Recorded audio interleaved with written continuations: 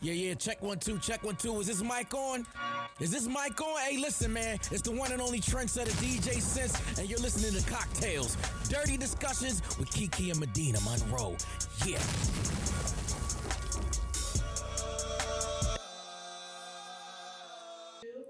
Today's cocktail is called the Cosmic Cooler.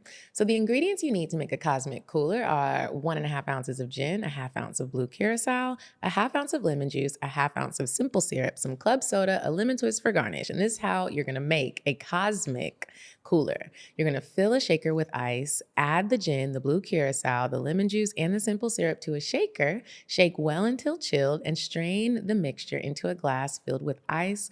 Top with the club soda and garnish with a lemon and enjoy. I love a little club soda. I do too, and I had some earlier, and I feel like it's making me gassy. It feels a little bubbles coming up my throat. Welcome back to CockTales Dirty Discussions, you guys. Hey, y'all. How are you today? I'm doing good. I'm a little bit tired, but there's a smudge on my contacts. So if I keep blinking weird, that's why. But I'm doing really good. How you doing? I'm doing well. You mentioned in blue curacao. I was just thinking about it. I think I might go back again this year for my birthday, but I wanted to let you guys know I did. Wow, you liked it that much? I loved it. Like, it could be an annual trip for me. It was everything that I wanted and needed at the time, but it's something where it's like I feel like even though it's such a small island, there was still so much I didn't get to do that I want to experience, and there were things that I did that I would like to try again. And I was gonna post a vlog. I had my camera and everything, but the next month, I'd be behind on my vlogs, but the next month it's okay, girl, as long as you get them up, and when you get them up, they look good. Thank you. I lost my camera, or it got stolen. I don't know what happened to that damn camera, but the camera and the memory card, everything was gone. But luckily, that's like your 56th camera. Well, it was my first vlog camera. But that one was gone, and so then I replaced it. This was last year, but then I was going through footage on my phone, and me and the guy that I went with, we realized we had so much stuff that we had actually taken on my phone and his phone versus the camera. So I did a vlog and posted that recently. And so you guys can see what I did. And then I also just posted my St. Lucia vlog, so you can see how that was. And y'all check those things out. But it's a beautiful island. If you haven't been, please go. I watched your St. Lucia one, and it was dope. You getting real clean with the editing skills. Thank Kiki. you. It looked good. Before we introduce our very special guest, y'all, I wanted to let you guys know on May 18th, I'm hosting a cocktail making class. I'm really excited about it. I teamed up with a company that is Black woman owned. It's called Spirit and Soul Mobile Bar Company. And I have been following her on Instagram. The owner's name is Courtney, for a really long time. And I just love how her Instagram page is laid out and how just the intricacy of how she does her cocktail making class. So I'll be hosting a cocktail making class with her May 18th. We will release the information on the location once you get your tickets. So I will put the link in the description. I'll also be posting about it. I hope you can come. It'll be a whole lot of fun. You can make it a date night if you want to, or get your girls together, or come alone. It's fun. If you've never been to a cocktail making class before, we're going to be making 3 cocktails, and we have a little gift for you at the end. I also wanted to remind everybody that we're going to Fiji with Paradise and Vibes. So go to paradiseandvibe.com to book, and you can also book for Iceland. And 4/20, I'm hosting a hike in Cascade Springs. So if you guys would like to come, people never come to the hikes, but come and move. Movement is medicine. So follow me on Instagram. Look at the links that I have in my link tree, and I hope to see you guys there. On that note. Oh, wait. One more thing. This month we are reading Double Lives in the book club. It is part 4 in a series of books. But the good thing about this author, Mary Monroe, the books are funny. They are quick and easy reads. You don't have to read the previous books, but if you do want to read them, read the first 3. It starts with Mrs. Wiggins. It's an interesting story about this family in late 1800s, early 1900s, Alabama. They are so fucking country in the best way, and it's funny. And this woman ends up marrying this man who, he's gay and she's pretty much asexual, but because of the times, they decide to marry each other. And then there's a whole bunch of scandals going on. The townspeople are upset about stuff. There's some bootleggers. There's murder. There's scandal. There's cheating. There's affairs. There's all kind of stuff that happens. And so this book is book 4. Somebody from that initial marriage has children, or something like that. I think it's like a child or a grandchild, but there's some twins, and the twins are living double lives. They have been swapping their lives, their whole lives, like switching places because they're identical. And they are grown up in their 30s at the point that I'm at in the book right now. It starts when they're teenagers, but they are still switching places, doing things that husband and wives do and boyfriends and girls. It's a wild story. You guys should check it out. It's called Double Lives by Mary Monroe, and we're reading in the book club. We don't discuss the book until the end of the month, so you still have time to buy the book, download it on Kindle, get it on Audible, whichever way you want to do it, and join us to discuss. And also join us on Patreon. Go to patreon.com/cocktail so you can be up to date with what we have going on and see the bonus content. Yeah. All right, y'all. This week we have a psychic medium, therapist, intuitive astrologer, the fairy godmother, Tamara. Thank you. Welcome, welcome. Hi, girls. So we found out about Tamara through Upper Echelon matchmaking, Shay Primus, when we had her on. And thank God for Shay, because we have now stolen her. What was Michaela? She's a therapist. She was a therapist, a trauma therapist, right? We had her on for Valentine's Day, and now we have her astrologer on. And so this is going to be a nice, good, juicy episode, girl. Yeah. Before we dive into the topics, we're going to play a quick little game of I'm Curious to Know. Okay. So if you didn't know, Kiki and I came up with a card game. Oh. Yeah, we put our minds to work and came up with a conversational card game. So we're going to ask you a few little questions if you don't mind. Y'all about to be nosy. Come on. Just a little bit. Okay. You want to go first? Okay. Have you ever gone through your partner's phone? No. Really? Never? Not even in your I guess she don't have to. She know what's in there. Well, I mean, it's like, you know, when you know, but then I don't want him in my phone. Like, don't touch my stuff. valid point. Yeah. That is a valid point. Yeah, I don't want you touching my stuff. But can you like lock in and be like, I already know that something's in there? You made a That's So Raven face. She did. I mean, I'm gonna assume Like a regular person or like on your level? No, I'm just gonna assume you got stuff in your phone. Okay, like a regular person. Yeah. Okay. Because I screenshot stuff. okay. My conversation with my homegirls is Y'all got some dick pics in there. Did y'all hear about the lady that was in a coma and when she woke up, her husband was in the hospital looking at her and she already knew because right before she got in the car accident, she had got a dick pic and she had gotten in the car and her husband was like, we need to talk, and he had canceled her insurance. Now that's evil. That's evil. That's he's about mean. to leave her. Ooh, Okay, what I'm a curious scandal. to know, how do you feel about marriage? So I've had one. I'm open to like 2 or 3 more. It's not for everybody. You know, I don't think it's for everybody. I think we all need companionship, but I don't think everybody needs to feel like they have to be married. But if that's your person, make sure you have all your legal stuff together. Like, don't spend 25 years with somebody and they don't have something legally set up for you. But I like marriage. I like relationships. I like being part of a couple. It's just got to be right. And I'm not pressed for it right now. I feel you on that. Okay. What has been your most embarrassing date? Embarrassing. Maybe you farted when you bent down. God. So I spit champagne out of my nose one time on somebody else's plate. I was so ashamed. Every now and then I'm drinking champagne and I think about it and I get embarrassed all over again. I hate that feeling of embarrassment all over again when it And it's happened like, 5 years ago. it's not even happening. Yeah. that's so weird because I can't think of anything that was like embarrassing. I can think of like times when I went somewhere and I was like, yeah, I'm not going there. What again. about if the other person did something embarrassing and you were like, oh, hell no?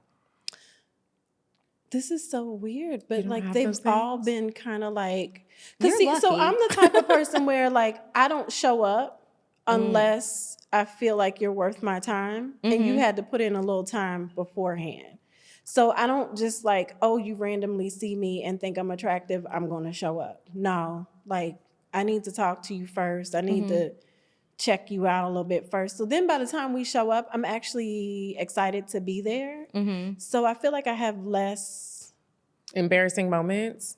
Yeah, because I already kind of like you as a person by the time I show up so you're in basically person. saying like, even if he does do something embarrassing, you don't feel embarrassed because you like Yeah, him. because it's like I actually kind of like I'm digging you as a person. It's not like I don't know this person and we're showing up. Like today's people like to show up and be like, interview you on the date. Which I hate. I'm not doing that. The interviews. I'm not doing that. You want it to flow and be fun and have a It good needs time. to flow. I need to feel like I'm going to enjoy you and you're going to enjoy me. And like I'm not showing up for anything else. You look so serious. Okay, here's my last one. I'm curious to know, have you ever paid for sex? And if so, how much was it and how was the experience? No. Can we cuss? Yes. Because I be cussing all the time. Niggas and dick is everywhere. I ain't got to pay for that. That comes a dime a dozen. What I got to pay for that for? They give it up. They're easy. These men are easy. You guys need to. It doesn't take much. They talk about women being, no, men are easy. You don't like the one you got, go get another one. Somebody's listening to this. Like, yeah. Have you ever asked a man this question? If he's ever paid If for he's sex. ever paid I for have that? asked that and they do pay for They- I've it. gotten various answers. Almost everyone that I've asked has either said yes, they have paid for it, or their friends paid for it for them on like a birthday, They or they paid were out of for the it. country. And I was just like, I've Out of the even had a country or being younger, like Yeah. a lot of them when they were younger, they paid for like first early experiences. and which I'm is- talking about like prostitution pay, not Yeah. like the new city girl type of pay. No, no, I'm talking no. about a No, bitch on the escorts. street. How much are Yeah, you? She you find maybe them did online. heroin. Yeah. Yeah. They That were is- like the old Craigslist back Yeah. page. Men Yeah. pay for it. Don't let them tell you they don't. Yeah, Don't let them they do it. all have a story, and some of them are quite interesting. Okay, so we are going to move on to weird sex, and when we get back, we will have more questions. You said a man is not a necessity, a man is a luxury. Like dessert. Yeah. Man is absolutely not necessity. Did you mean that to sound mean and bitter? Oh, not at all. I adore dessert. I love men. I think men are the coolest. But you don't really need them to live. Okay, so you guys, this week's weird sex, it's just a quick update because we have so many questions to ask you. So remember a while ago, I think this was in Pennsylvania, there was a college professor who got caught at the park having sex with dogs, right? The doodle. Oh, I don't remember what kind of dog it was. thought it but was a doodle. Maybe, Yeah. I don't know. Anyway, it was a dog. I do know that. And he was having sex and they were caught on the cameras. And he's a college professor. And so it's like all over the school. I forget which school, but it was a big school, like maybe Penn State or something. I don't know. And so anyway, he's not been sentenced to prison or anything yet, but he has new charges. And the new charges were he got caught, reportedly caught on tape again, sticking lollipops and tree branches up his butt again to blow off steam. I want to know what is going on at the school and in your life that you have that much steam that you stick a switch up your ass and lollipops and fucking the dogs and all the other stuff. It's just wild. He has more charges, and I have a feeling there's going to be more things that come out about him. And just whoever is in jail with him, watch all of your things because it might go up his butt. Anyway, that was just a quick update on that case. I'll let y'all know when he finally gets sentenced. Now, back to you. All right, Faery Godmuva. Child, that was crazy. These people are weird. So many wild I need the people. And a transition. lot of dog stories. Yeah. Okay, so I would like to know, how did you get that name, Faery Godmother? It was like a client of mine, Mm-hmm. like a couple years ago. She's like, "Oh, you're just like my little fairy godmother. Like you just show up on time and like you always have the right answer for stuff." And I was like, "Oh, that's kind of cute." Mm-hmm. So I kept it. I've always liked Tinkerbell too, so I kind Yeah, of that felt goes like, together. We call my niece, her name is Disney, but we call her Tink for short. Because she's so little, like Tinkerbell, so we call her Tink. Always- And I had an aunt Tink, like Tinkerbell. I And love Tinkerbell Tink. she's a mean fairy. She's a mean fairy? Well, you know, she loved Peter. Oh, And- you know, I've but never really watched Peter Pan. It's such a good movie. And then you got to watch the real one. You have to watch the real one Hook. as an adult. Okay. Yeah, but Yeah. Tink, she used to get mad at Wendy because Peter liked Wendy, the little human girl. But Tink loved Peter. He didn't like Tink like that. She's a little bug, essentially. she was mad all the time. Yeah. But okay, so I always love to talk to intuitive people, astrologers, mediums, and people that are psychics. Like, how did you even realize you had all of these gifts? Were you a little girl sitting on your bed and you saw like something and you were like, whoa, is this real? Pretty much that's it. What did you see? Yeah. So I was probably, I had to be like 5 or so because it was one of my favorite aunts. She passed, I was about 5 and had gone back to my grandparents' house, and it was my grandfather's sister. And I just woke up in the middle of the night and she was sitting, and there was a chair that was in the room, and she was sitting on the chair. I used to always go sit in her lap. And so she's like, oh, Mara, do you want to come sit? And I was just like, I just remember thinking, I don't think I should, because my parents had explained that Aunt Mabel passed. And they explained what that meant. So I just remember thinking, I don't think I should. But it was weird because I was like, oh, that's Aunt Mabel. That's like, auntie. Yeah, And she gave me some messages and stuff like that, that I've since seen come to pass or whatever. And I don't remember telling my grandparents about it. I don't remember saying anything like. Were you immediately. scared? No, because I wasn't scared of her in life. So when you see a spirit, they don't look scary. It's not like a scary movie. It's them looking normal. It's a personification that you can recognize, or it's energy. So like when I see people, I see their energy, and then I see the outside more than anything. So did you ever go through a phase with this particular gift where you questioned if it was really happening or not? Not that I questioned was it happening, but that I shut it off. I asked for it to be shut off. Because the women in my family, I mean, it was just like, oh, you had a dream? I mean, what did they say? Or, I mean, okay, what do you think? I used to sleepwalk.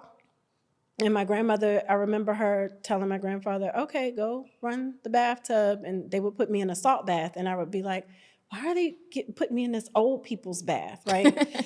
But now I understand salt helps to calm your aura. And so she was giving me these salt baths and stuff like that. And she would talk to me about like deja vu and like all of these things that I thought was kind of cryptic. But it was just, this was the normal conversation that we had. So I never thought something was wrong with me or anything like that. Like my mom, her sister, my mom would be like, oh, just, go talk to your aunt about that. Like, cause y'all are the same. And then, so other people in your family have these gifts. My mother did too. And it wasn't until probably last year when my aunt, I told her that story. She was like, your mom said that? Cause she had it too. Like we both used to see stuff. And I was like, oh. So my mother always would be like, okay, you had a dream. Okay, well, who came and what did they say? I mean, you need to go do it. Like, go do what they asked you to do. If it's prophecy, then it's prophecy. So nobody ever said anything was wrong with that. It was more that as I got older, it got more overwhelming. And I didn't really have like a guide to just be like, everybody was just like, oh, she has premonitions. Okay, whatever. So what I do is kind of offer that guidance for people as their intuition opens up, because everybody is intuitive. So as your intuition opens up, then I'm like, okay, this is what you should do so you don't feel alone. Because there was a point in time where I shut mine down because I was like, this is just too much. I mean, it led to me getting married the first time and, just being in spaces that I shouldn't, if it was turned all the way on, I wouldn't have done these things. You know what I mean?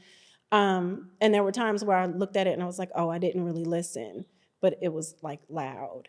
So it was more so that I just kind of shut it down because I was like, what do you do with this? And then how do you turn it on? I didn't have a choice. Or anyone, not even just you specifically, but. So it's just there. It's just there. So think, I always give this example. So you're walking down the street. Oh, Mike. Okay. So you're walking down the street and say you're trying to find a building or something like that, you're going to intuitively scan everybody that's around to see who you're going to be more comfortable asking a question. You do that automatically. Yeah. And you say, oh, this person looks comfortable. Your mind does that, and then you go ask them. It doesn't mean that the other people weren't. It's just that energetically that You were drawn to them. So we do a lot of intuitive things all the time. I think we're just attuned to like stranger danger versus understanding like, no, this is supposed to guide you versus like helping you avoid stuff. Then I had another question. I was looking online at some of your pages and profiles and things, and I see that you also do Reiki. I've never really understood what that really is. Could you tell us? So the way I explain it to people is it's like your grandmother's prayers, right? So your grandma prayed for you. She's gone. It still covers you. Black folks believe that, right? So Reiki does the same thing. It's energy. And we take that energy and we send it to you. So then that way you heal yourself, right? So church folks think corporate prayer, right? You on the sick and shut-in list. Everybody gathers together, that power and that energy, and they send that prayer to you. It's the same thing. So what does a Reiki session look like? Is it similar to, I've done ayahuasca, and it was a whole ceremony in Peru in the middle of the jungle. And it was a lot of, it wasn't a lot of people around. There was a shaman, me and my brother, and then like we drank the ayahuasca in the ceremony. Do you do a ceremony like that? Do you have to ingest anything? I think that's what's so interesting is because people always think that there's like some razzle dazzle with the stuff that I'm doing. And I get it. Typically with like Reiki sessions, it's very quiet. It's very calming. Like you may feel me working on you. Like I did a women's group last year and I was actually sitting in a corner across the room working on people that were laying there. And one of the girls, like as I was scanning her, I felt, like tension in her hands. So I sent the energy there. She woke up because she thought I was massaging her hands and I was halfway across the room. So it's energy work. Wow. We We feel each other's energy sitting in the room. It's like you can suck the life out the room or you can walk in the room and fill it with joy. We feel energy all the time. It's just more of like an awareness. And it's really interesting that you say it's more of an awareness because I was talking to a friend of mine about my ayahuasca experience recently and just different psychedelics that people do to kind of like break down those barriers that you have up to help you reach what you're trying to reach. Those the feelings that the ladies felt, what I felt when I did ayahuasca, and sometimes what you feel when you pray. And the girl broke it down to me like you can do ayahuasca because it makes it easier for you to be able to tap into that energy, but you really can do it by yourself. Yeah. It's just hard for you to quiet your mind. Yeah, we're always plugged in Always. to something, and there's programming that says like you're only supposed to know but so much. Like for me, it's just sitting still and understanding what your own energy feels like. And then, it's very much like prayer. So what are you doing when you're praying? You're praying and then you're meditating. So prayer is the talking, meditation is the listening, right? Because there's 2 points to a conversation. You can't be the only one talking. So when we sit and we meditate, that allows us to hear those downloads. So church folks, again, what does the pastor say on Sunday? This downloaded in my spirit. I know the church folks be mad at you. They do. They are. It's okay. I grew up in the church myself, Christian. All of that stuff. Only being I'm talking to is God, and that's who I teach everybody to have a relationship with. But it's hard because the programming is like, you can't be a medium. She's a witch. She's all this stuff like that. I'm like, oh, Jesus Christ. Even though a lot of the things are the same, we're just using different words or phrases, or you're packaging it different, but we're doing the same thing. We're doing the same things. And do what works for you, however you can receive However it. it needs to work for you. That's what's important. Your relationship with God, your relationship with the universe around you, that's supposed to look like whatever it needs to look like for you. It's not supposed Yeah. to look like what it looks like for me. I know that's right. Going back to the medium stuff again, though, because I always be wondering this. Like when people can reach the other side and talk to the dead, like, can you talk to slaves? Like, have you ever tried to like channel Harriet Tubman? No. I'm sure she's tired. She probably is that tired, part. but That part. So that's what I said to y'all beforehand. The living haunt the dead. It throws me when I see people who kind of ambulance chase. It's like, oh, this celebrity died, and Marilyn I tapped in Monroe, and talked who to did them. it? First of all, I think that's disrespectful because I have to have permission to tap into your energy. I have to have permission to do that. A lot of times your folks are lingering around you anyway. You know what I mean? Like, so when they transition in the spirit, they don't really leave you. And so if you have a grandmother on the other side and she wants to talk, she will show up. I've had people come to me for sessions and their people don't want to talk. They're just like, I don't want to talk to her, girl. I don't have nothing to say. Tell her to go ahead and have a And you seat. can hear their voice saying that. And then do you tell the person, like, she don't want to talk to you, girl? Yeah. Is it a lot do like they the take movie it? Ghost? Have you ever seen Ghost with Demi Moore and Whoopi Long Goldberg? time ago when it first came out. Have you ever seen Ghost? I haven't. It's there's that iconic scene where they're making the haven't. wow. I know what you're talking about. I know what the movie is, but I've never watched it. You have Okay. to watch it. It's actually good. It's a really good movie, and I love actually a old good movies. movie. But is it like that? You know how she like and like does like? Is it like that? Not so dramatic. Okay. Well, at least not for me. It's not so dramatic. I do channel, but once again, that's just you catching hold of the spirit. In church, they call it speaking in tongues.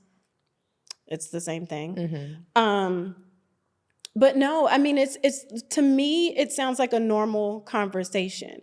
So it's telepathic, and it's not like their lips are moving, but it's just as clear as the conversation we're having. It's loud for me. Now, And you could hear it too if you paid attention. Girl, I'll probably I think jump I'd out. be scared. I'd be scared of scary movies. I'd keep the doors closed. I'd be scared of lights and stuff. Grandma, please don't come up. I mean, Whenever you are tapping into these spirits, do you ever have an occasion where somebody is willing to talk, but what they have to say is not very nice? Do you always relay those messages anyway? Because that's what you paid for, right? So I'm not in charge of what they say. I'm not in charge of whether they show up. I'm not in charge of how long they stay. I'm going to tell you what your people said. They the same on that side as they were over here. So, and I'm very specific about the work that I do, right? So if you have a loved one that just passed away, I'm not calling on your grandmother because you miss her if it's been under 90 days. You need to let her check in. She needs to check in. Yeah, It's a you need to check-in let her process. get settled in. The only time I do stuff like that is if there was some type of trauma, the person's missing, or something like that.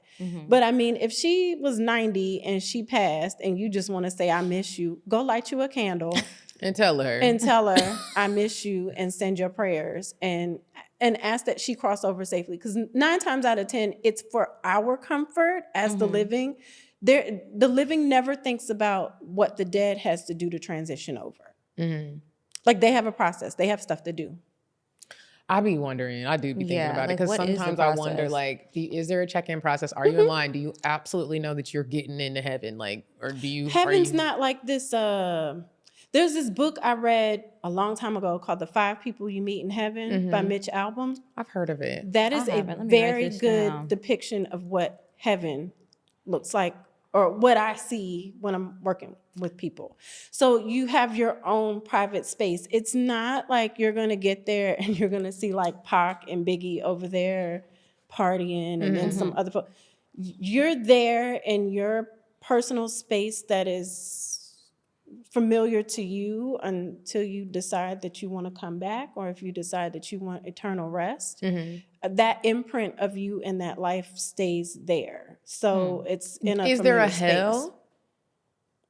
I don't believe that there's. So you haven't talked to anybody down there. I don't believe that there's an up there or down there. Everybody's just congregating in the same. Everybody's area. just Until they where want to they're rest and then at. they're gone. Yeah, I think there's more hell here with the living than there is on some other side. Because I don't really believe in the devil as this being. I think people can be inhabited by maleficent spirits. But I've never seen like a fiery something. No fire and brimstone.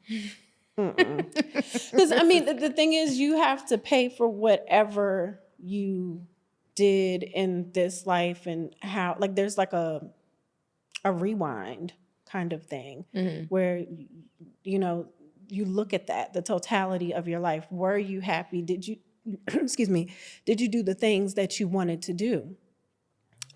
So it's less of a, I don't know. It's not the programming we've been taught where it's like a up there, down there kind of thing. And down there isn't bad. I do know people get stuck in, well, the Catholics call it purgatory. People do get stuck. I just can't imagine Jeffrey Dahmer. If I get to heaven and I see Jeffrey Dahmer up there, I'm gonna be like, what? But why would you see Jeffrey Dahmer? You didn't know him in life. That's true. So why would he be in your heaven? But why would he be in anybody's heaven? He's gonna be in his space. I've never seen people, like, so as many sessions I've done, like, they weren't all congregating in one space. There's not like this common area and then you go home. Your heaven space is your personal space. Everybody's not up there congregating and partying. Do you think that people get reincarnated, or their spirits do? And how do you think that works, or why does that happen? I do believe, like how the Buddhists say it, I do believe that. I think your soul has this path, which is the natal chart, right? And so you decide what time, you and God decide what time you're going to come through this portal. So I also kind of low-key hate when people are like, oh, they're a preemie, and they kind of celebrate the birthday that they were supposed to have. No. I never knew people did that. I didn't either. People do that. So, like, say you were supposed to be born December 1st, but you came too early. Yeah, you came in November. Some people celebrate the December 1st birthday, and it's like, no, the due date that the doctor told you. Like what? The human, right? That is flawed. That's calculating things with the sonogram. The baby comes when they want to come, right? And I believe some babies are like, ooh, nope, I'm really not going to come on through. And so then you have miscarriages and things like that. So, yeah, I believe that your soul has many different pathways. Wow. Now, before we get into the birth charts, I did want to ask, because we have a ton of astrology questions. When it comes to all of these gifts that you have, how do they work together, especially when you have a client or people like us who want to talk to you about the birth chart and astrology and all of that? Are you using those tools along with the astrology, and in what way? And are they ever conflicting? So I thought a long time ago when I shut my gifts down that everything was disjointed, but it's not. I am a medium who chose to go into a career as a clinical therapist. I'm a medium who chose to go get her license as an esthetician. I'm a medium who chose to go into Reiki. All three of those things are healing arts. They're not disjointed. They're different expressions of me as a healer. So I used to think that there was a conflict, but there's really not. It's just what window you come through to access me. So there's just several different ones. So let's talk about astrology. Okay. And dating. Oh gosh. So you're used with matchmaking. Do you really think that, like, knowing the stars and knowing your rising and all of that stuff, what is it? Rising, sun and moon, rising, moon and sun. Can that really help someone find the perfect match or the perfect person for them? Or people for them? It can. When I do natal charts, it gives you your layers, right? So a lot of us just know your sun sign, right? So what Kiki is Virgo, and then you're Libra, right? And then I'm a Capricorn sun. But that's like I was saying to you, most people don't recognize me as a Capricorn because when they first meet me, I'm kind of floating around in Fairy Godmother. Usually I have some glitter on or something else. I'm a Libra rising, right? And so that's me being social when you first meet me. And then something kicks in and says like, why did you take that person's number? What were you doing? That's my earth energy that's like, you were outside playing. You attracted strays. Get rid of that, right? Because you have all these different layers. So if you're looking for compatibility through your sun sign, it's going to look crazy. Your Venus sign is where your compatibility comes in. That's how you love, how you desire things. It's also how you manage your money. Your rising sign is the version of you that people meet when they first meet you. So this is how you can meet somebody and absolutely hate them and then meet them again. And it's like, but she's really cool. It's because you guys have kind of switched into other layers of yourself. Your moon sign is, it's your impulsive nature, but it's also your emotional intelligence. So when you kind of that's where I look for compatibility. Like I had one couple one time, I called them, what's that movie? Mr. and Mrs. Smith, right? On the surface, like their sun sign, all of that stuff was like really boring. And I was like, what is going on? Their compatibility was in their Mars, because I think they both had like Mars fire signs, which is like a lot of action. They want to get up and do things and make things happen. Their Pluto, because that shows like where you're addicted to things. The guy, he was like a thrill seeker.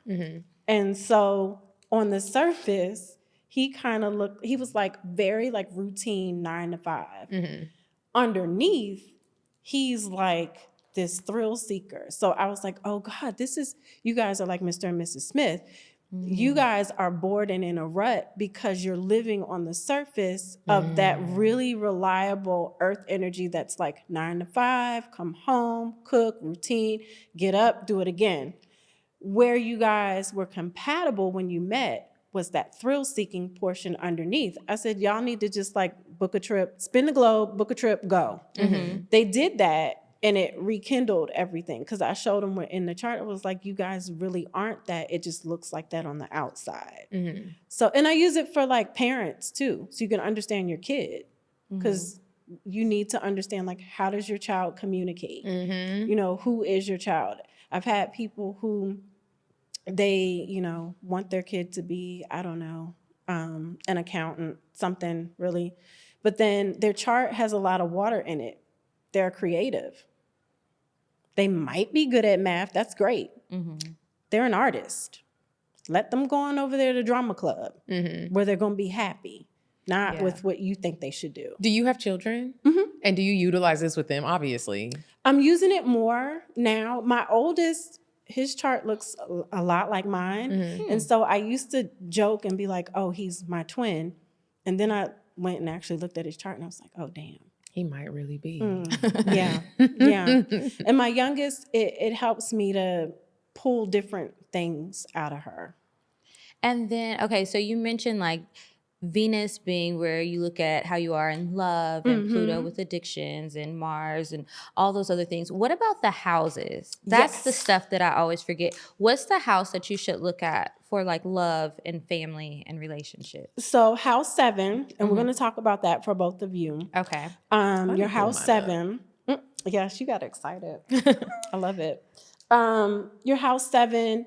House 5 sometimes comes up for certain people because that's like romance, pleasure, how you seek pleasure. If I see anything in that house that kind of like, it's like a bright light to me, then I talk about that with you. Communication, so like your Mercury, that's important because that's going to dictate like how you guys communicate. Your Mars, so if you have somebody that's like the legs and the action and somebody who's the creator, that's good synergy. And house 2 is money. You need to know how y'all manage the money. If both of you have a house 2 in water energy, you're gonna like be a bleeding heart and want to give your money away. Give it to everybody. So then you guys just need to know, like, get you an accountant or something that somebody who can manage the money, because neither one of you. So can. what sign is good in money? What house sign? Wait, listen. let me look at y'all. What's Hold the up. What house Wait a is that? minute. Because stay away from that house. Because that is not. So Kiki has house 2 in Libra, and then Medinah, yours is in Scorpio. Medinah, you got a house 2. You got Saturn and Uranus in there. It's like you could manage your money, but you'll kind of go broke going for the things that you love. It's like it's to your detriment almost. And then Kiki has Mercury in Libra and her moon in Libra in there. That's air energy, right? So you could manage your money, but there's kind of like these pleasantries where you may have trouble saying no to people. So it's like, We were just talking about that when we had lunch. And I was like, I've been working on saying no, because whatever, I will say no if I absolutely cannot. But if I can find a way to help somebody, I will do that, even if it means I have to cut something. But I'm tired of doing that because I'm not really helping the person. No. I'm only helping them right then. And it's like a Band-Aid. And you got to stop doing that. And then it's no good for you, because then on the back end, you got to kind of pick that up for yourself. Yeah. Wow, you were really on point there. Did y'all read did you get to read them? Did you read through yours? I did. And I always forget the information. Me too. Because I have done this several times. Yes, but several Well, times. so but it here's was the interesting thing, you to can see. chop it up a lot of different ways, right? So your natal chart, like it's a standing document, if you will. So it's not changing, right? Because your birth info doesn't change. What changes is you, where you grow and you progress. So there's like, I had mine first done when I was 19. I'm 45. And so there's different things that I learn about myself every single time. When I look at the chart, I just chop it up different. So sometimes it's like, sometimes you might focus on money. Sometimes you might focus on love. Sometimes it might be organization. or like I'll look at it and say, you know what? I really don't look at my house 9. That is like travel and personal development. Like, what does that mean for me right now? Because I'm trying to, put myself in a different position to win in a different way. So I'm going to look at my house 9. I've known it's Gemini for my whole entire life, but what does that mean for me right now? So yeah, you're always going to learn something new when you look at it. Where did all of this stuff come from? That's what I always wonder. Like, how did people start listening or studying the stars to get you answers in your life? Oh, way back to like Kemet society. I mean, the Egyptians were using the stars. People use the stars with, astronomy and things like that, because, you have to farm. Your food needs to come from somewhere. It's all in the Bible. That's why Easter moves every year, because it's after the full moon of the month. And it's usually dictated by the new moon. Passover is dictated by the new moon. So we've always used it. There was like, I think it was like early 1900s, somewhere around there, like the advent of like Harper's Bazaar and like Cosmo magazine and stuff like that. They were catering to women. And it was around the time that they kind of created Valentine's Day as a holiday. So then there was this resurgence with like love and like relationships and your using your sun sign. Across the pond, they don't look at you from your sun sign. They look at you first at your rising sign, because that's the version of you that people meet. So they're less sun sign. Over here, we're kind of like, we want more of your sun sign.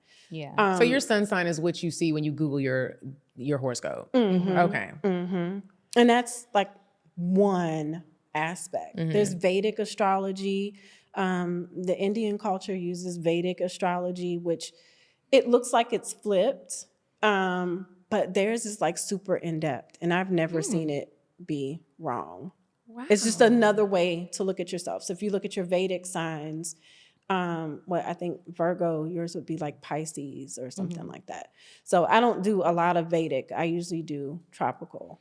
Okay. But there's you a really lot got to of different know ones. how to read these charts. Yeah, when Or you just look go to at them, it's somebody all who these does. symbols. It's like, wait a minute, let me see how to break this down. Yeah. And I mean, there's write-ups when you look at the stuff online. A lot of the stuff that I give you, it's me looking at you and I like type it up and say, okay, this is what I see for you, because I'm also looking at it as a medium. So that's why people get in. They're like, why does she know This. what? All in my head. Like, she all in my business. So she actually did some mini charts for us. And I wanted to know if there was anything that stood out to you that you could share. Yeah, hold on, let me pull this And even if up. you can tell us some things about us working together. Yeah, so based that off of was the what chart. was interesting to me. I'm pulling it up, and then I had my little. That's old our guest. school- She is so excited to meet you. I told her that you were coming. Yeah. Oh. She's going to want to meet you when we're done. She is very much into all of this. Yeah. So that's why I asked. Okay, so before we started, I asked y'all, like, when did you guys meet? Because looking at both of your charts, there was a lot of synergy. With y'all being, first of all, just like a week apart. I was like, okay. And synergy, just in case there's anybody listening that doesn't know, that means like a lot of sameness. A lot of sameness, a lot of compatibility, where the energy is concerned. So a couple things that stood out. Let me see. Hold on. I'm going to pull it up here.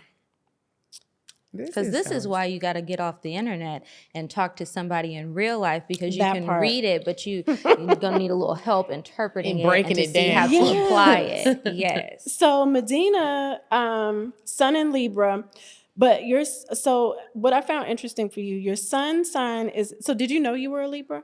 Yes. Okay. So I'm asking that because your birthday is on the 23rd.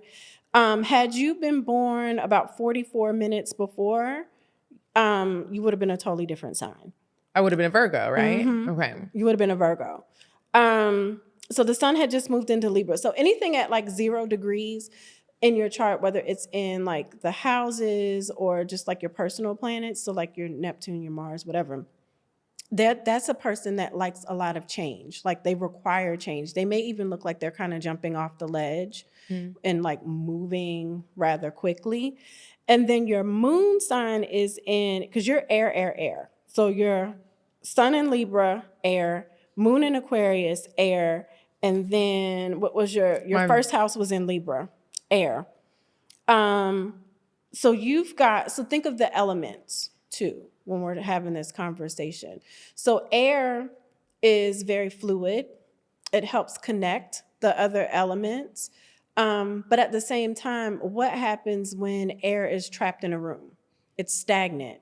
It smells bad. Like you have to open. It's a fart. It is. Yeah. You have to open the door and get a breeze flowing in order for that air to do anything for you, right? Air can power things for us. It can do a lot of really good things, or it can be highly destructive, right?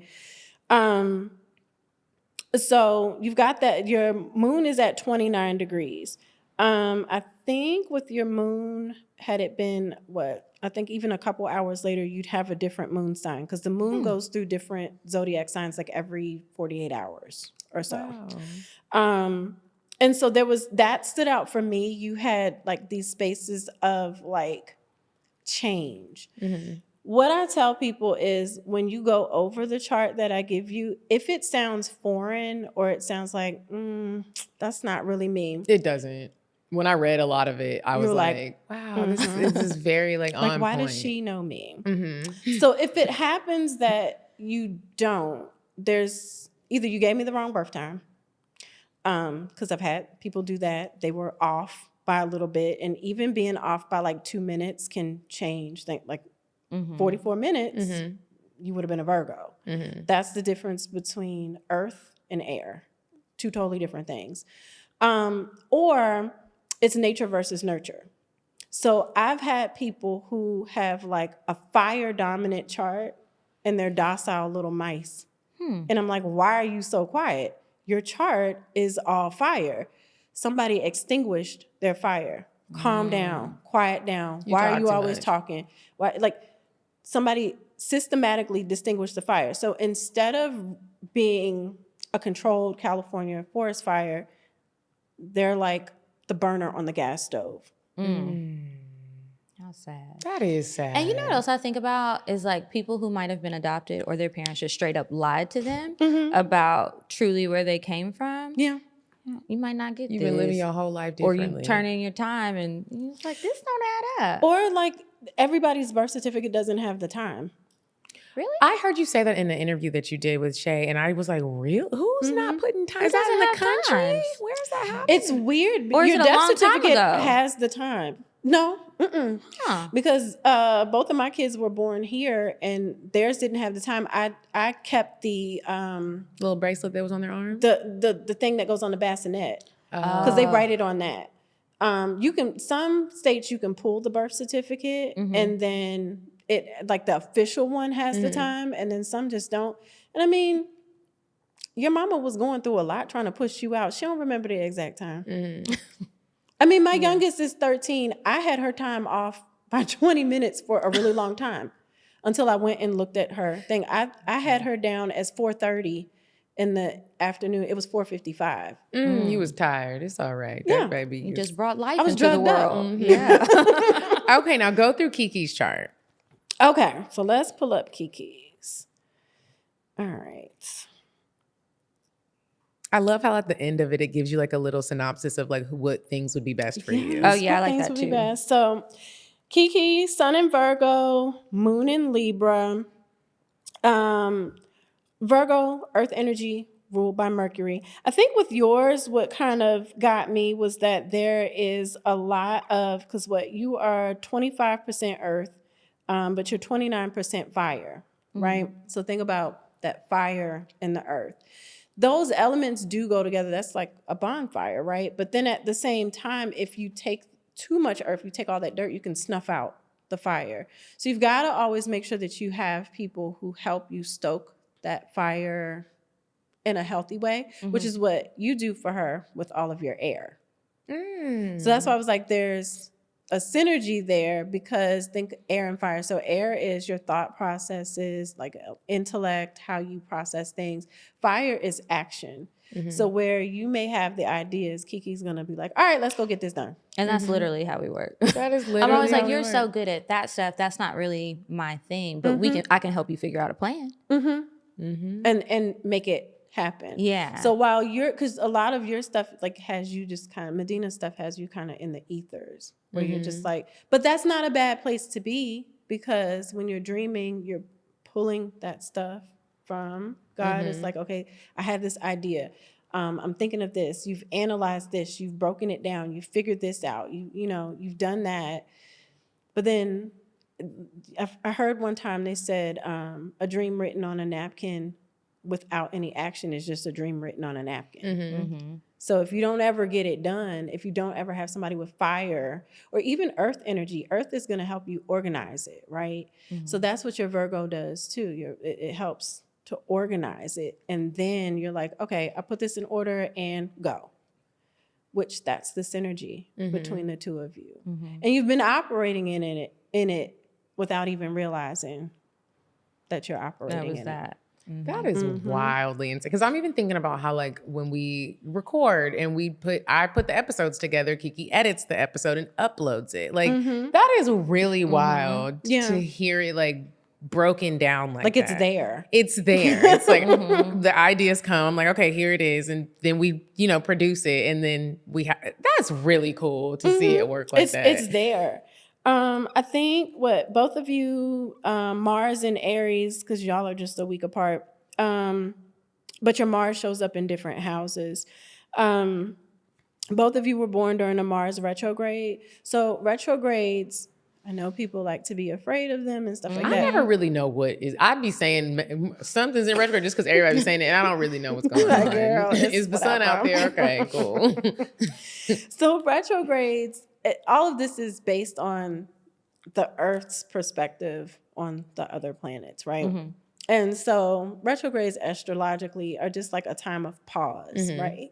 So it's a time where you can get reflective on things and like just do some inventory, right? So a Mars in retrograde, you may not make the move initially, but you're gonna get it done. So you might be a little slower to getting it done. Procrastinator, perhaps. I got that Maybe bad. procrastinator, but maybe it's just like, so some of that Virgo and that earth energy makes you overthink it. Oh, absolutely. Every like day. you thought it to death. My and outfits then you're like, changed 10 times. and then you finally just threw something on and walked out the door. You can only see my shirt. Why did I do that? So that Mars in Aries, Aries is new energy. It's the zodiac new year, right? It's also very much warrior energy. So you're going to go to bat and you're going to get those things done. But even though both of you have Mars in Aries retrograde, it shows up differently for both of you because of the other alignments. So it's good for both of you to have it because it makes both of you say, oh, like your passions kind of come together and things gel for you, but how you manifest that and demonstrate it just looks different based on the other alignments. Okay, and then I wanted to ask you about Lilith. Now, what is that exactly? I like Lilith energy. So biblically, Lilith was what the other wife, right? So The other Eve. Really?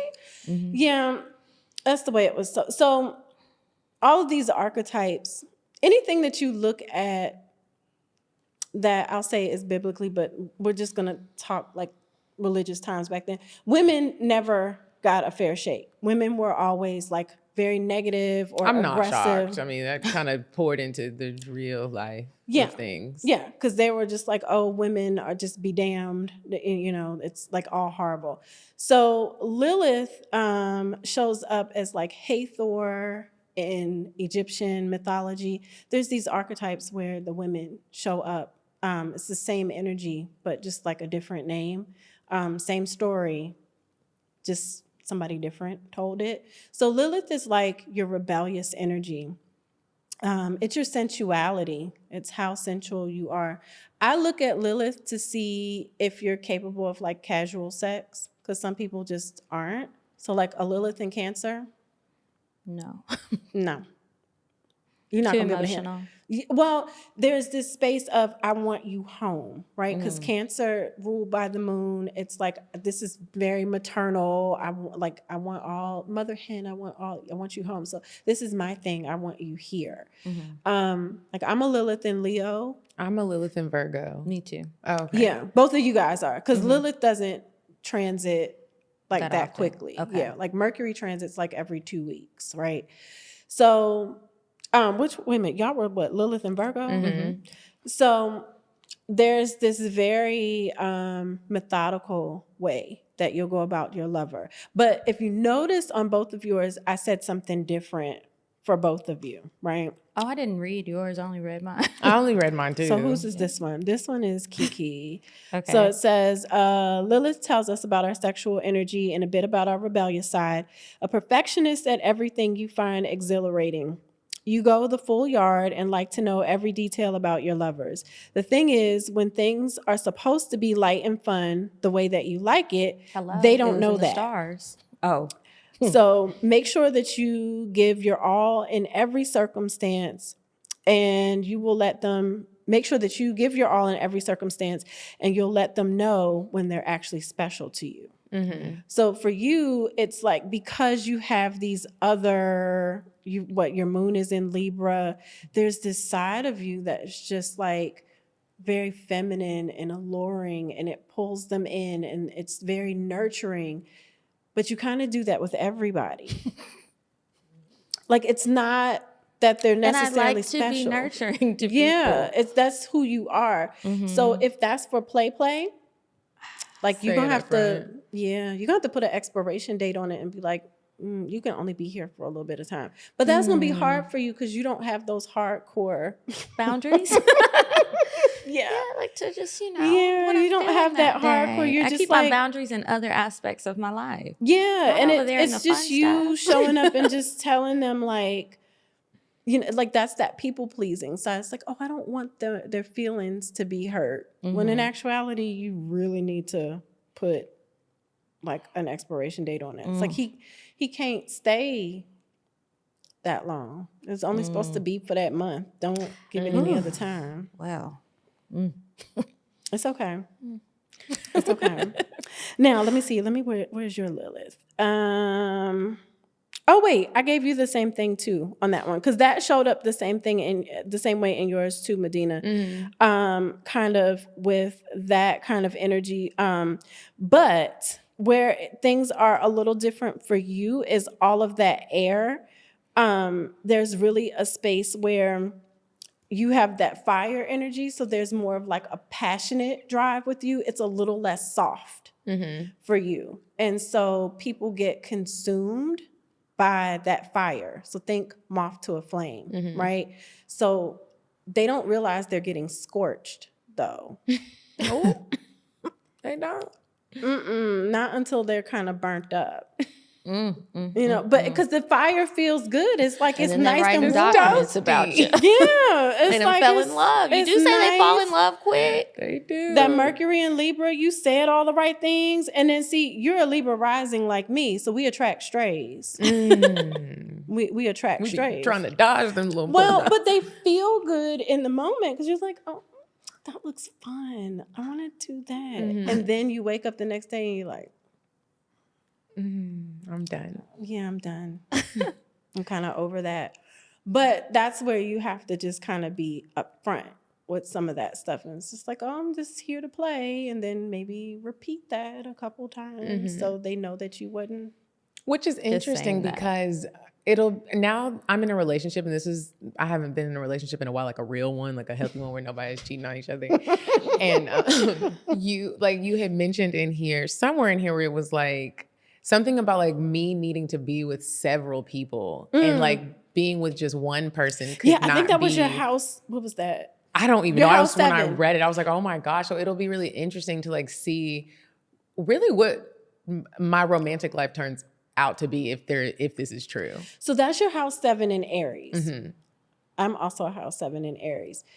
There are certain ones of us that are designed to kind of meet the love of our life at 15 and you go on about your business and that's it.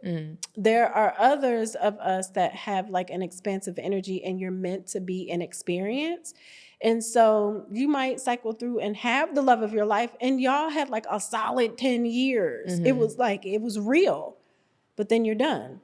And one day you wake up and you're just like, I need something new. Yeah, well, especially for you because you have that change energy. Like if they can't be kind of a chameleon, you're gonna get bored. I'm with a Or you're Leo, gonna feel so we'll see what stuck. happens. You're gonna feel suffocated. You're gonna feel like that stagnant room. I might be booking your services. So I'm just playing. My house 7 said I might be delusional. Yeah. On one hand, it can be totally insightful. Mine is in Pisces for anybody keeping up. On the other hand, delusional. Your Virgo energy in relationship to this Pisces alignment can be powerful. But here's the thing. You can't be in charge of every relationship. That works out nicely as the matriarch of the family, which you are. Your age doesn't matter, and I totally feel that. But You in said that last week. yeah, It was like you were in our minds I had last to put week. that in there. I was like, let me let her know just in case she don't know, but I feel like But she I like knows. it. But in a relationship, your partner doesn't want to be parentified. Why did I say that like that?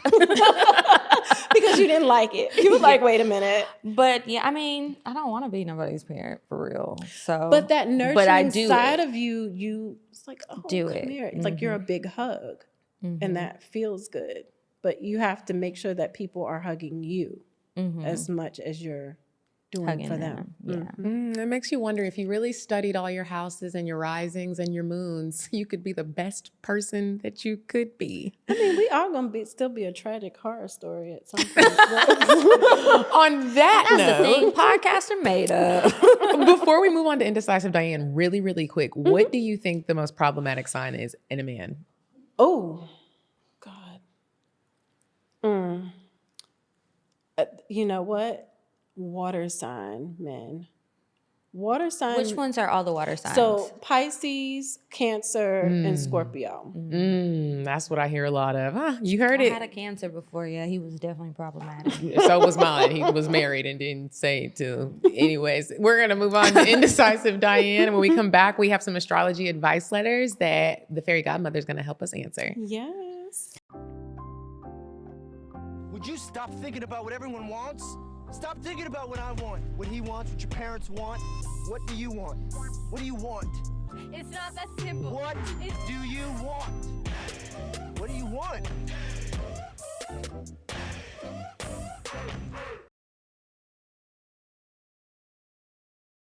Indulge in a captivating cocktail class experience brought to you by one of yours truly, Medinah Monroe, and powered by Spirit and Soul Mobile Bar Company. You're gonna love this event. Listen up, guys. Click the link in the description and get your tickets now. There's only a few spots left for this marvelous dating experience. And remember, you can bring your bae, you can bring your girls, you can have a date by yourself. Learn how to make the most breathtaking cocktails. Bye.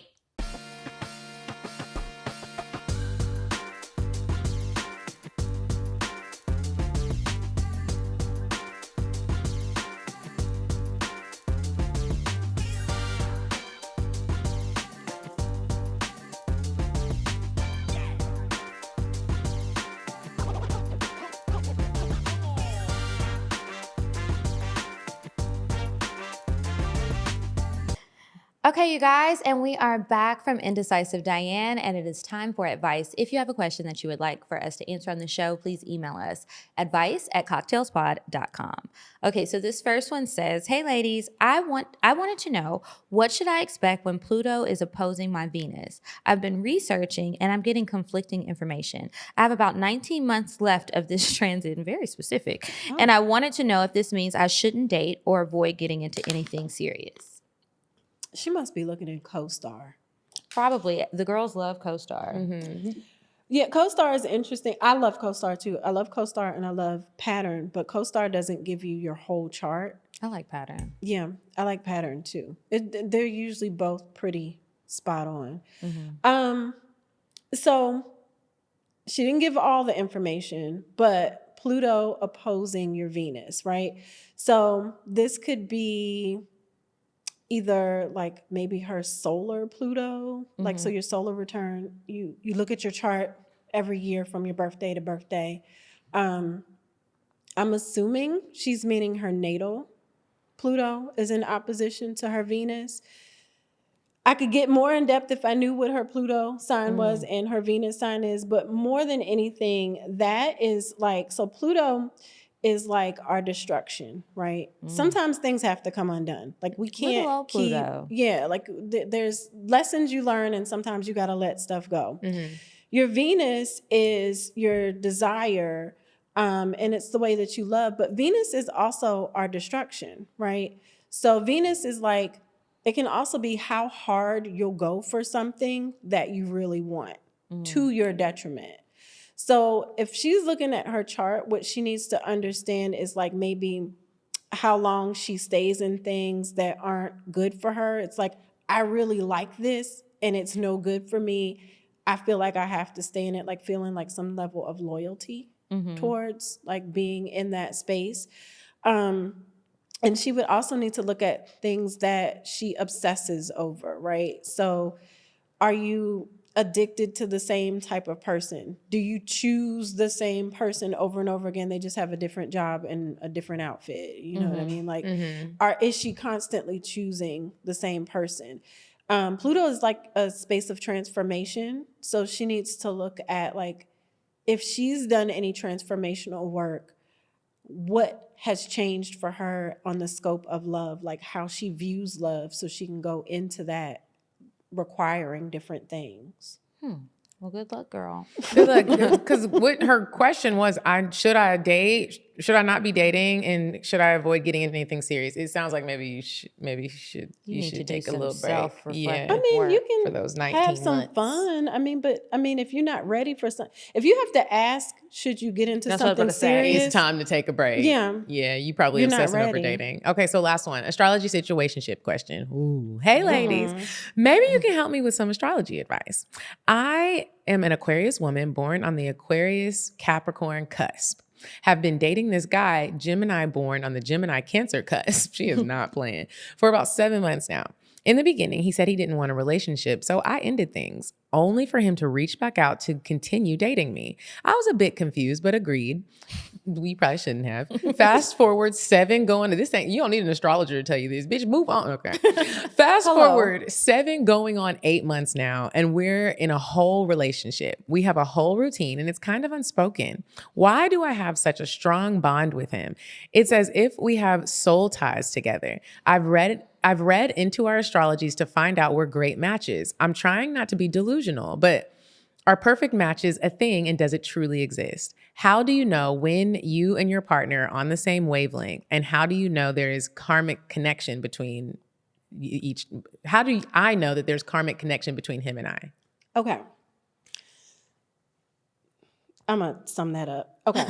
So number one, I don't believe in cusps where your sun sign is concerned. Just like I asked you, like, did you know you were a Libra? Mm-hmm. Because the sun is only in one place at one time, right? So you can only be one sun sign. So what she may have going on, this is a conversation less about the zodiac and more about soulmates, your soul's mates, which people constantly get messed up. Your soul's mates can be, like, you guys can be soulmates, mm-hmm. right? You and your mom can be your soulmate. Chloe and Haley, they're soulmates. Mm-hmm. And so what happens a lot of times is people, I talked about, Hallmark holiday, Valentine's Day. Mm-hmm. We've bought into this whole thing. There are karmic ties. Like, everybody comes into this life to learn something, right? There are certain things that maybe you need to get rid of that you maybe followed you into this life, but you can do things differently now because we have, like, for instance, with women, we have more power right now. We have more autonomy. Mm-hmm. And so things you couldn't do in a past life as a woman, you can do that now, right? Mm-hmm. And so you can kind of live that karma out. Some people think that they're in soulmate relationships, and they're not. You simply have an attachment that you need to let go of. And you're attaching yourself to that person by any means necessary because we're born on the cusp, because we were both born on a Sunday. You're trying to figure out a reason. Because he came back. Because he came back. He came back because you left the door open. Not because you guys are soulmates or anything like that. He came back because human nature and people get used to patterns, right? So if I know I can leave and you can just act like you're mad for 2 or 3 months, and then I can wait till it's quiet, then I can come back to get whatever is feeding me there, right? Mm-hmm. And so she needs to look at what she's giving him mm-hmm. that makes him come back. We don't go anywhere that doesn't serve us mm-hmm. as humans. We just don't. If there's nothing there for us, we're not gonna go. Mm-hmm. So this is more about having an understanding if this is your soulmate. The thing is, people think that they have to live out life with their soulmate. You don't. You can rewrite the contract, mm-hmm. right? So if you came into this life and you guys were supposed to do something and life happened, right? Maybe your soulmate went through a lot of trauma before they met you. Anything mm-hmm. could happen, right? And you figure out that person is not good for you. You can say, like, oh, I know my soul recognizes you, but I got to let you go.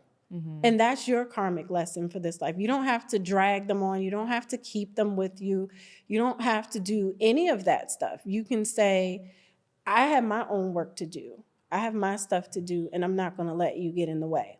But we like toxicity. That's what's everywhere. Can be fun. And so people try to figure out a way to keep that relationship. We hope you received that, and let us know what you end up doing. Yeah. Okay, so we are going to move on to the cocktails. If you have a cocktail that you would like to share on the show, make sure you email us cocktails@cocktailspod.com.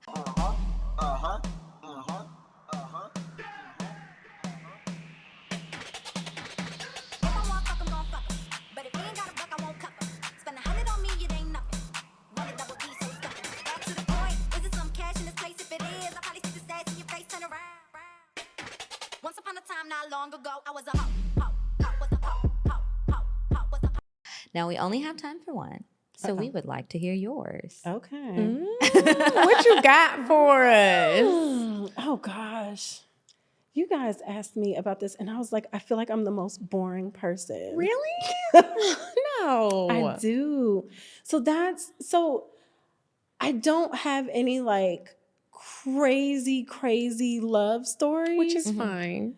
Anything Not really because I'm like sweet? so intuitively driven or anything like that, because I make bad decisions too, child. Like we all have that one that you just like, hey, come on back, because it's comfortable. And then finally you're just like, boom, I'm out. I mean, I do have a favorite ex. A favorite ex. Yeah.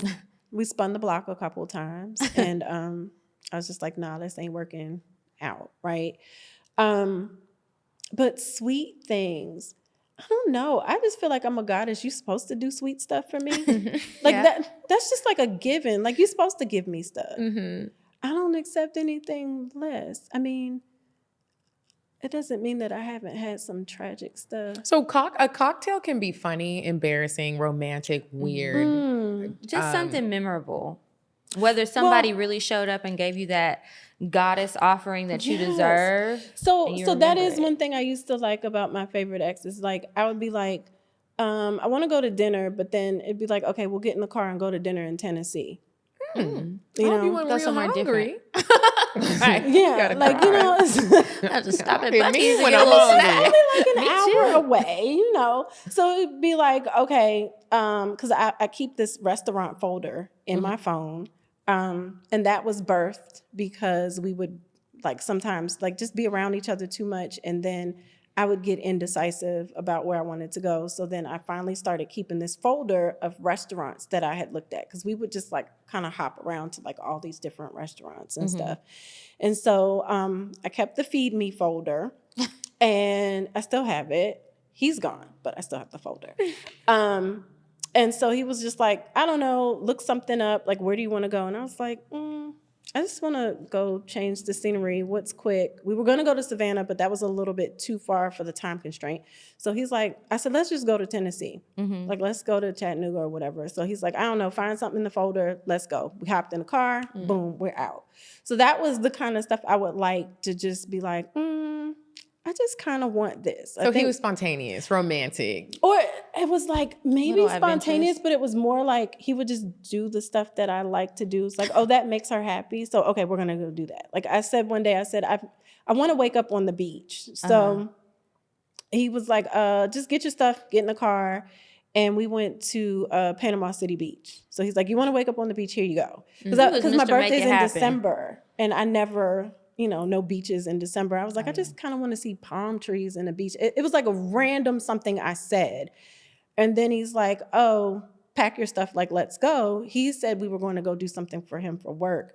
And then he was like, he said, do you see the palm trees? And I was like, oh yeah, this is nice. They have lights in the palm trees. That's really nice. And he's like, palm trees, beach. This is what you said you wanted. December. And I was like, oh, snap. Okay.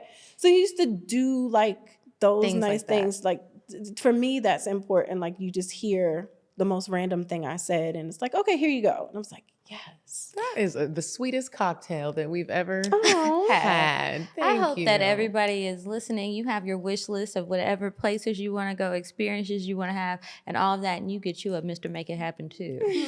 Let everybody know where they can find you so they can keep up with you if they like to. Instagram is Love and Fairy Magic. So it's FAERY.